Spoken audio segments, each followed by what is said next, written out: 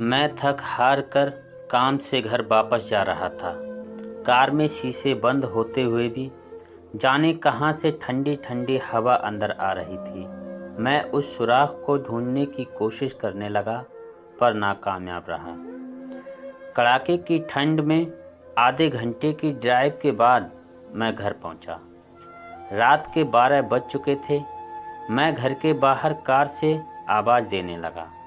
बहुत देर हॉर्न भी बजाया, शायद सब सो चुके थे। 10 मिनट बाद खुद ही उतरकर गेट खोला। सर्द रात के सन्नाटे में मेरे जूतों की आवाज़ साफ सुनी जा सकती थी। कार अंदर कर जब दोबारा गेट बंद करने लगा, तभी मैंने देखा एक 8-10 साल का बच्चा अपने कुत्ते के साथ मेरे घर के सामने फुटपाथ पर सो रहा है। वह एक अधफटी चादर ओढ़े हुए था। उसको देखकर मैंने उसकी ठंड महसूस करने की कोशिश की तो एकदम शक पका गया। मैंने महंगी जैकेट पहनी हुई थी, फिर भी मैं ठंड को कोस रहा था।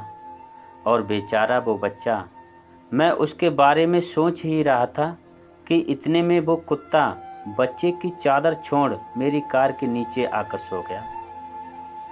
मेरी कार का इंजन गर्म था, शायद उसकी गर्माहट कुत्ते को सुकून दे रही थी।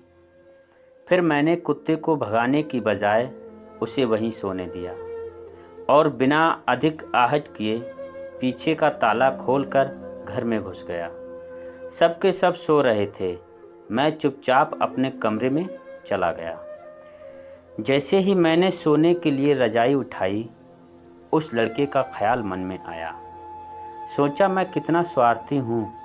मेरे पास विकल्प के तौर पर कंबल, चादर, रजाई सब थे, पर उस बच्चे के पास एक अधफटी चादर भर थी। फिर भी वो बच्चा उस अधफटी चादर को भी कुत्ते के साथ बांट कर सो रहा था, और मुझे घर में फालतू पड़े कंबल और चादर भी किसी को देना गवारा नहीं था। यही सोचते सोचते न जाने कब मेरी आंख लग गई। अगले दिन सुबह उठा तो देखा घर के बाहर भीड़ लगी हुई थी।